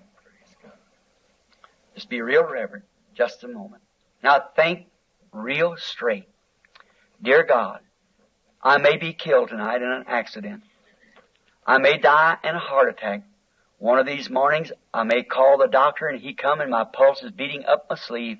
I'm gone. I'm pressing my cheek against the pillar. Oh God, oh God, oh God. Hey, that heart's making its last beat. You're coming to that great door. You'll never come out unless you're born again of the Spirit of God. You'll never come out unless there's something in you after you're born of the Spirit of God, hungering and thirsting to go on with God. It must be. See, you're a child in the earth, in the bowels of the earth, still waiting to be born into the kingdom of God, where He's gone to prepare another body for you that's a perfect body. Now, think real deep, and let's pray together. Dear God, as I know that this is paged on the book, The Great Record, we have blundered into science, Lord, enough to wake us up for realities, to know that every move that we make goes around and around the world the same time we make it. We've got that through television. We do realize, Father, that that television doesn't manufacture a picture. It only channels the vibrations into a tube that makes the picture. Even the color of clothes that we've got on shows through the ether waves of the air that vibration around the world. Then how is our sisters with them clothes on, acting like that and not even hungered, painted faces, cut hair, ministers that would go to theology, some seminary, and take the things of man's word, which makes, by their traditions, makes the commandments of God of no effect upon the people. By their traditions, saying they should belong to church. And that's all. Oh God, do they realize that every word we say, scientifically proven, it's on a record, And it starts when we start living in this earth. It ends when we die, and it's put in God's album to be played back again at the judgment. How are we going to escape it? The damnation of God, if the thing has been made so clear before us, and yet we turn it down. Oh, dear God, these words never die. They go on and on. The record will be played at the day of the judgment. You've seen those hands that went up, Father. It'll be right there at the day of judgment. Also, what their heart was thinking will be there at the day of judgment. Now, Father God, I ask you as your servant, I pray that you'll take all the iniquity away from your people. Iniquity, something that we know we should do and don't do it. David said, if I conceive iniquity in my heart, God will not answer my prayers. I pray, God, that you'll take our iniquity, because the Word is your looking glass that shows us up how short we are of being sons and daughters of the King. Father, I pray that you'll do it tonight and make that an altar, because the altar's sitting full of people, and make that altar there in the chair where they're sitting. Make that heart of theirs the altar. May the world move off from every brother, sister in here. And may that little germ of life, that gene of God that we just talked of, that attribute that came down from God and has been manifested here to honor and glorify God, God, move the world from that. The others, I cannot pray, Lord, because the sickness is unto death, and there's nothing there that causes them to move. But those who can move and know that it's wrong, clean their hearts and their souls tonight, Father, and may they be filled with your Spirit, walk in your light. Bless this dear, young, healthy, strong-looking pastor here, Lord. This young man, influenced, he said, by what he saw you do. This fine young man, oh, God, set his soul afire. Grant it, Lord. May he be a true shepherd continually, all the time, to feed the flock which the Holy Spirit's made him overseer over. Grant it, Lord. May he not turn right or left, no way for no creed, no nothing else, but the unadulterated word of God come from his mouth, and that only. Bless him, God, him and his loved ones and his little church here. Be with them all, Father. I commit this to you, Father. The seed has been sown. May it fall upon that seed that was ordained to life and grow great, strong Christians for this assembly here and other assemblies where they come from. Grant it, Lord. I commit it to you in the name of Jesus Christ, the Son of God. And Father, he was wounded for our transgressions, bruised for our iniquity. The chastisement of our peace is upon him, and with his stripes we were healed. I seen moving through the door a few moments ago a poor, nervous woman. And oh God, into her own family, what great things has been done. How you have manifested yourself. I pray, God, for that woman. Take away all that back past of life, Lord, and heal her tonight. Will you, Lord? Take her to you. See it. Little children sitting here, Lord, needing healing. Others, I pray that you'll heal them, Father. Grant it. May your great healing power come and heal us both soul and body. And now, to you now who are in the church here or outside that needs healing, I want you to raise up your hand and say, I need healing, Brother Branham. Looks like everybody does. All right. Will you believe me to be a servant of Christ? Say amen. Amen. Then I want you to lay your hands over on one another. Just lay your hands over on each other. You raise your hands. That's inside or out. You raise your hands that you are believers in God. Jesus Christ said his last commission to the church, go ye into all the world and preach the gospel to every creature.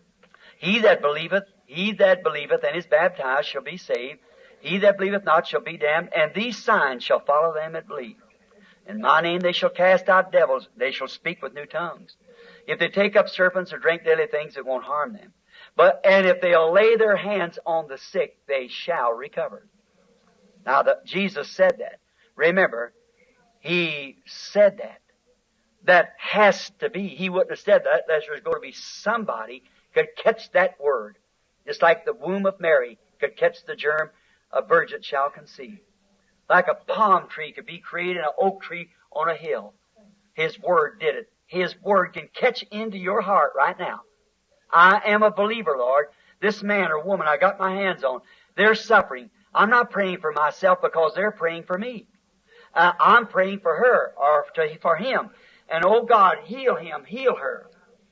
And I am a believer. And we're a symbol. We've just been taught that we were with Christ when He walked on earth, for we are part of His Word. We suffered with Him. We bled with Him. We died with Him. We was buried with Him. We are risen with Him. And we're sitting together in heavenly places in Christ Jesus, the great King sitting here in our midst.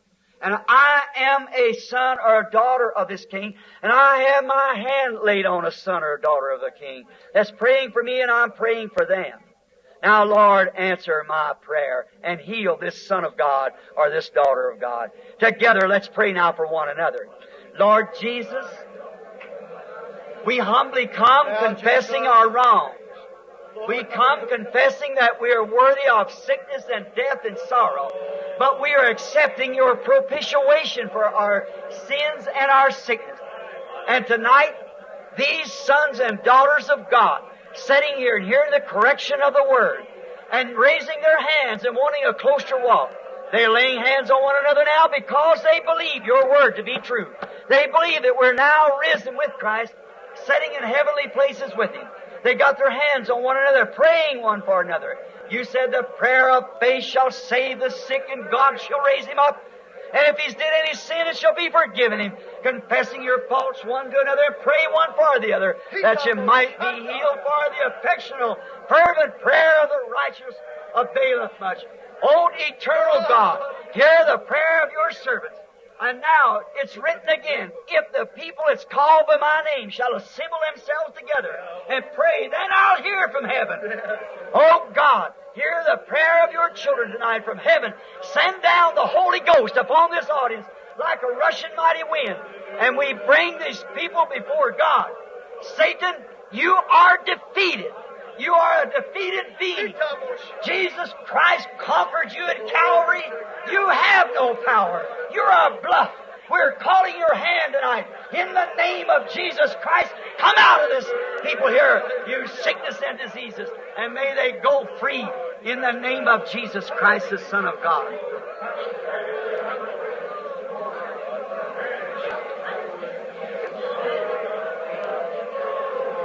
Hallelujah.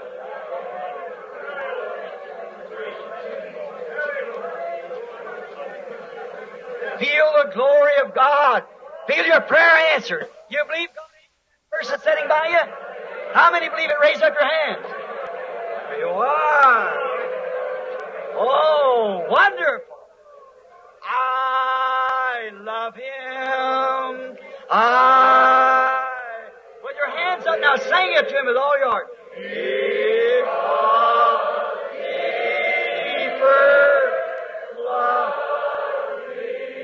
Do you mean it with all your heart now?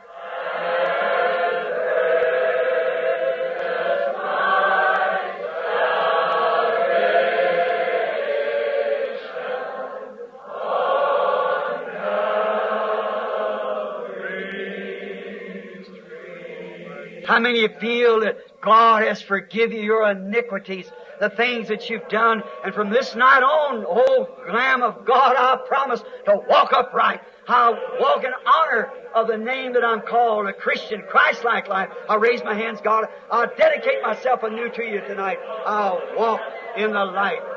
Amen. We'll walk in the light, beautiful light. Come where the dewdrops of mercy are bright. Shine all around us by day and by night. Jesus, the light of the world. We'll walk in the light. It's such a beautiful light. It comes where the dewdrop, where He's gone to prepare a place for us. Shine all around us by day and by night. Jesus, the light of the world. saints of light proclaimed Jesus, the light of the world. Truth and mercy in His name. Jesus, the light of the world. What will we do then? We'll walk in the light. Such a beautiful light comes where the dewdrops of mercy are bright. Shine all around us by day and by night. Jesus, the light of the world. Oh, don't you feel all scoured out? Feel good? Oh, my. Let's shake hands and we sing again. We'll walk in the light. Such a beautiful light comes where, God bless you, soft mercy. Shine all around us by day and by night. Jesus, the light of the world. Let's just close our eyes and hum it. We act like children. We are children. Oh, it's such a beautiful light, and it comes where the dewdrop of mercy are bright. Oh, shine all around us by day and by night. Jesus, the light of the world. Don't you love Him? My faith looks up to Thee, Thou Lamb of Calvary. Just close your eyes and sing it. Worship in the Spirit. Savior divine, now hear me while I pray. Take all my sins away, nor let me this day be holy. While life's dark maze I tread, and grief around me spread, oh, be Thou my guide. Bid darkness turn to day. Why sorrows, fears away, nor let me ever stray from Thee. Oh,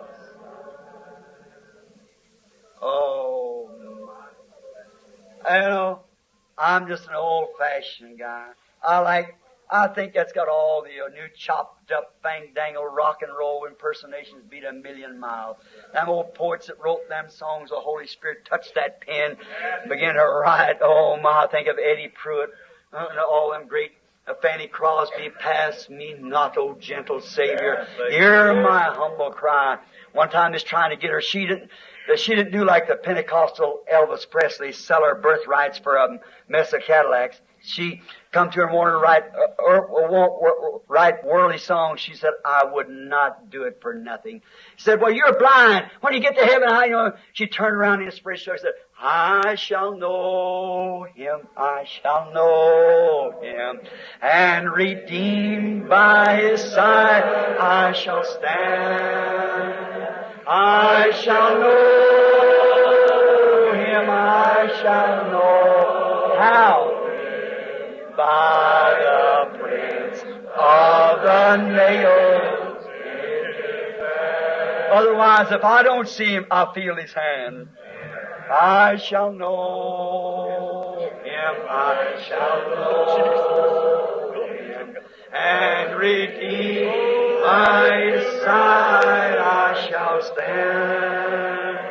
I shall know Him, I shall know Him by the print of the nails in His hands. Don't it make you love Him? Gone to prepare a place for us. And if I go and prepare a place, I will return again to receive you unto myself. Little children, in travail now, obey the commandments of God. And Pastor here, if none of you's been baptized, the water will be ready, and membership for the church, or whatever you want to do, or whatever you do it. If you haven't got the baptism of the Holy Ghost, this is the night to receive it. Don't you believe that? Or you say, Brother Branham, it's late. You don't preach too long. Paul preached all night one night, this same kind of message. And a young man fell off of the wall and killed himself. And Paul, so anointed with that same kind of message, laid his body upon him, and a life come back into him. And he's still Jesus Christ the same, yesterday, today, and forever. Don't you love Him? Let's just once more with our hands up. I love Him, I love Him. Where's the pianist? There, if you will, Sister, whoever it is, give us a little card, if you will. How many love Him? Just raise your hand and say, I really love Him. I just love Him with all my heart. I love Him. Now, let's just sing it to the glory of God now, with our eyes closed, our hands up to heaven. I love Him, I love Him. We're worshiping. When you preach and cut and tear and pull like that, this is a balm that God pours in. Just heals. There's a balm in Gilead for the soul. Let's sing it now. Give us a chorus. I love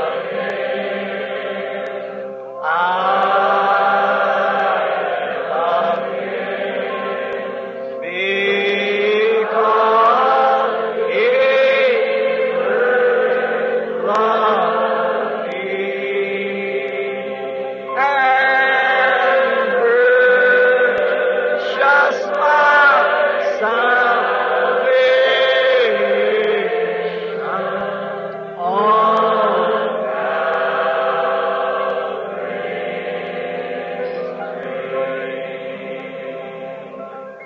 And if this will all men know that you're my disciples, when you have love one for the other. That's right.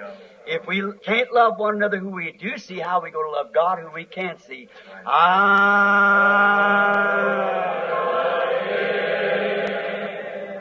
bless you. Really nice. Real honor from heaven. Thank you. Now, I think the church everywhere is straight, don't you? God bless you everywhere. I'll turn the congregation.